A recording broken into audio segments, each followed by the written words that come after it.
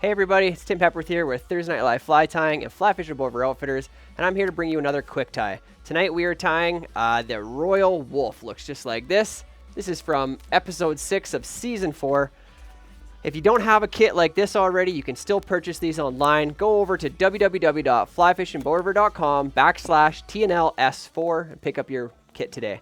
So I'm going to go ahead and get in here and pull out the one that says season 4. Episode 6, gonna look just like this. Flip it over, looks like that. You got both the flies in the back. We're gonna start out with the one that's got the red in it, which is our Royal Wulff. Okay, so we're tying this fly tonight, this dry fly on a size 12 hook. So let's head over to the vise and we'll show you what we're gonna get up to. So I'm gonna start here with a UTC 70 denier. I'm gonna tie with brown to start with, but we are also gonna need some red thread. Okay, there's two different ways of doing this. In your kit, we gave you some of this red yarn just in case you didn't have red thread. But we're going to show you the traditional way of doing it with your red thread. So let's go ahead. We're going to start our thread just behind the eye. Get that nice and secured. Snip out the tag. We're going to come back to about that third of the way back. A third of the way back from the eye, sorry, is where we're going to start putting our stuff in here. So I'm going to go ahead, open up my kit, and I'm going to grab the first material we're going to put in is our calf body hair. Okay, so you could do this just as well with calf tail, but I like the way the wing sets with these ones. The original way is done with body hair, so that's what we're gonna do. So go ahead and cut a fairly good clump off there, something in the neighborhood of about that much. Good clump. Take it off, and we're gonna put it in a hair stacker. We're gonna stack it up. So you want to make sure you have enough to make a real nice plump wing, as that's what this pattern calls for. This is a high riding searching pattern as a dry fly. So we're going to come in here, trim this off the patch like so. And before I do anything else, I'm going to come in and just pull out some of that under fur. There's quite a bit of it in this specific style of hair. And unfortunately, it also has quite a slippery texture. So it's really easy to, unfortunately, let it go and fall and drop it and whatever. So be careful when you're working with it. I'm going to put it in my hair stacker like so. Going to give it a few taps. Get it stacked up. Now I'm going to leave my base pointed back. So when I pull it out, the tips are aligned just like that. Perfect. Go ahead and grab them. Let's get all the rest of that under fur out. Now we need to switch hands because we actually need this pointed up the fly. We need it pointed this way, not this way. So switch it in your hand. And if for some reason the tips become unaligned, you can restack them. Just like I did. So I'm going to stack them one more time. Now that you got all that extra fur out from underneath, it makes it a little bit easier to work with. And this time we're going to pull this out with the tips pointed forward because that's the way we're going to tie them in. Go ahead and grab them out. Now how we're going to measure this wing.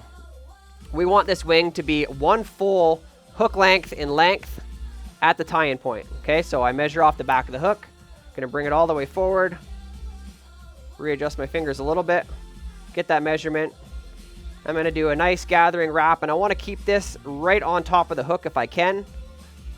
So take a couple of wraps to get it started. I'm going to take a few wraps backwards, come back forwards, okay? So then I can take this and stand it up and imagine the height of my wing, which I'm happy with. That looks good. It's right about where I want it to be. So I'm going to draw that back the best that I can, pull it back. Now I'm going to drive some thread wraps up underneath it, trying to make a bit of a dam. Put a dam right underneath, a thread dam right underneath there. I'll put quite a few in there. It's going to stand that up, make a bit of a taper towards the eye. I got it standing up a little bit now. Now what I'm going to do is I'm going to go ahead and get rid of that tail. So I'm going to cut it at a tapered angle to create a nice underbody. Just like so. Now I'm going to start by going back and doing this real quick. Taking some thread wraps back. Now you can see how that's making a nice even taper right down to where the tail is going to be. Looks like a perfect taper just from cutting that at that little bit of an angle. Bring my thread back forward. I'm going to continue to build a little bit more of a dam up against that wing. Now that I've got it something like that, I'm going to go ahead and I'm going to split that wing in half. I'm going to separate it so I got even portions on either side. like so. I'm gonna put a thread wrap right between them. Now it's almost like putting in dumbbell eyes. Okay, so I'm gonna alternate. I'm gonna figure 8 between them. We'll kind of worry about where they sit here in a minute, but we need to get this some securing wraps and a figure 8 right between them. It's gonna pull them back to where we want them to be. You can start to kind of get the idea of that wing being split like that, which is what we want. And we also want it to stand nice and tall. We don't want them to splay out too far. So it's good to go around each individual post with some wraps. That'll pull any of the fibers that are kind of out on their own. It'll pull them together. It can be a bit of a delicate process to build these wings. But once you put the work into them, they look really good. Go like that. Now I got those basically right where I want them, standing up. Perfect. Okay, so this would be a good time to go in. I'm going to go in with my cauterizer. Looks like so. You can go into your scissors. Just get any of those little stray hairs or whatever it is that's in the way. Let's get them out of the way right now before we get to work on the rest of it. Clean up that eye. Make sure there's nothing in there. Good. Now the next thing we're going to do is we're going to put in our tail. Okay, so for our tail, we've got this other deer hair material. Deer hair this time instead of calf. A little bit of a two-tone color at the end. You could use moose body hair. There's lots of different things you can use. We're going to go with this kind of traditional color, natural color tonight. Grab a decent little clump off there. Nothing too crazy. Something like that.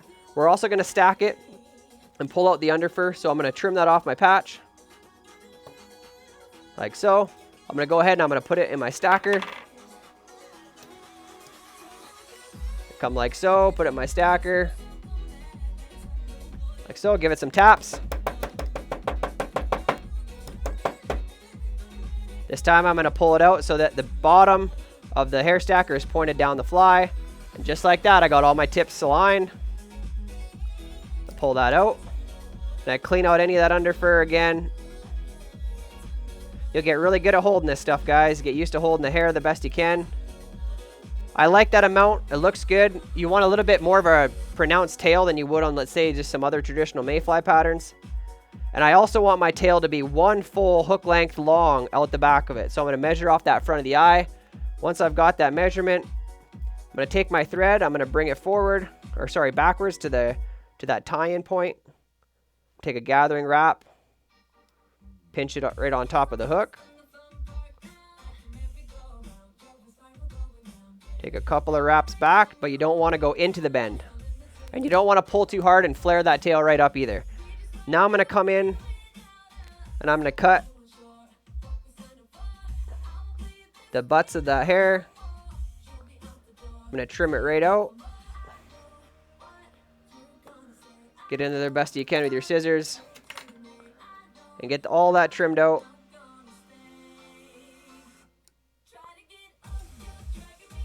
And put a few thread wraps down. It's going to make a nice even underbody now, tapered into that neck section. So you can see I got that body, looks quite even, which is really what we're going for. Come in here and trim out any more.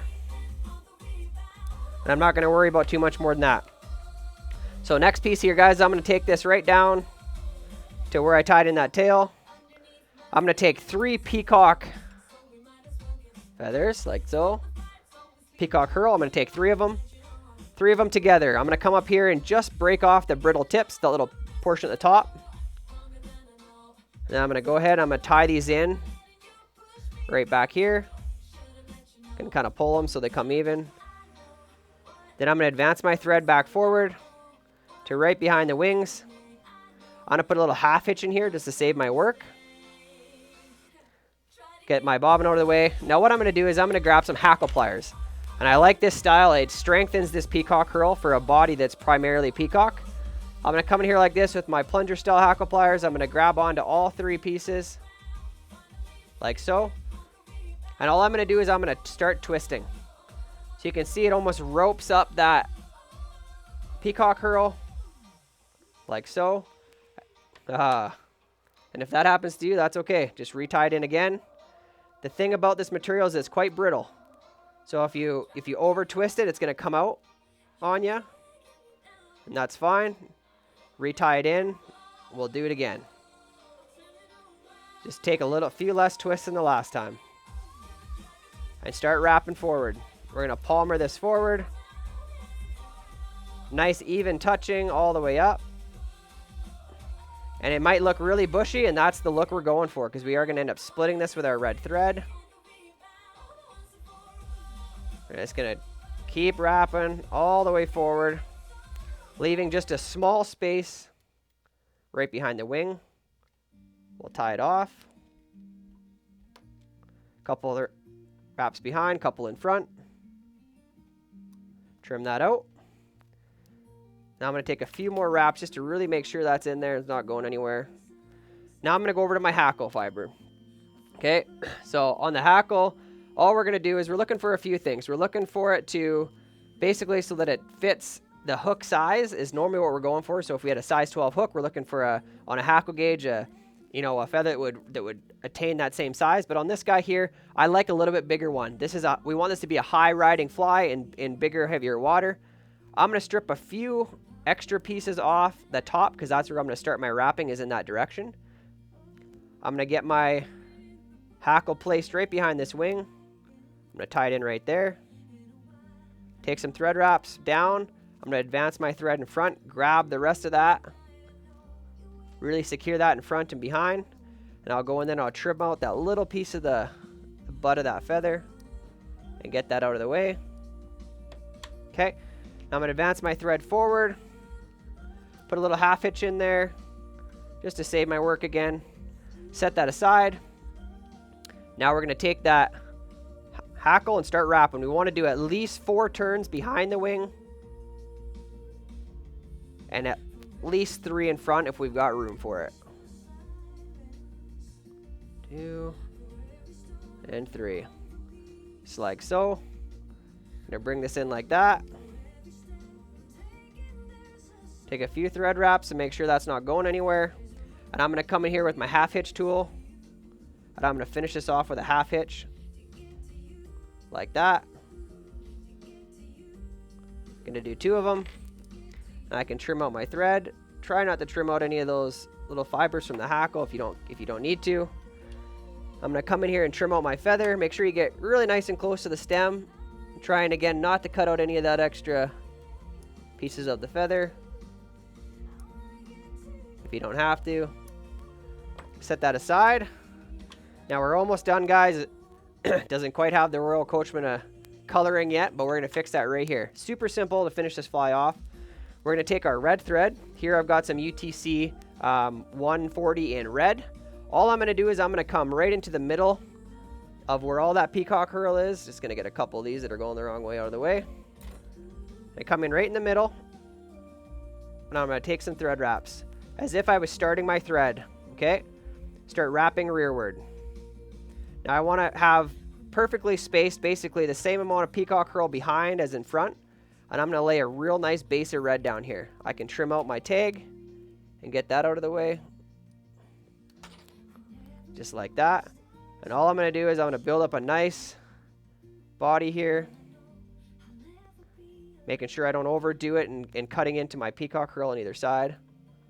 Once I look at that and I like the way it looks, I'm going to grab my whip finish tool. And I'm going to come in, I'm going to whip finish this fly. Right over top of that wing. Whip finish with the red thread. Finish it like so. You probably wouldn't be terrible to throw some head cement on those wraps as well if you want to. Make sure they're not going to go anywhere. But other than that, guys, that is our Royal Wulff. Super classic pattern, easy to tie, and good to have a lot of those in varying sizes in your box. Again, I'm Tim Hepworth with Fly Fishing Boat River Outfitters and Thursday Night Live Fly Tying. This has been another quick tie from episode 6 of season 4. We'll see you next time.